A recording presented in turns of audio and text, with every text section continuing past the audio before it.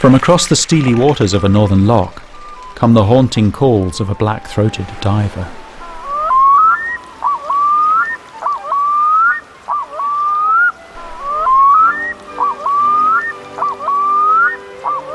Those soul-stirring cries are usually heard in spring and summer when black-throated divers nest on remote lochs.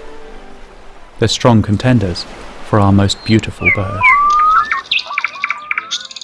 A hummingbird flies quickly through the air, cacophonies of blue jays in the trees. Nearby a summer tanager does stare, a feather floating softly through the breeze.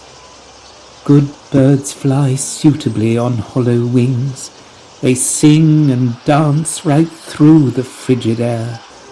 No matter what defiance air does bring, the birds will call their loud and sweet fanfare.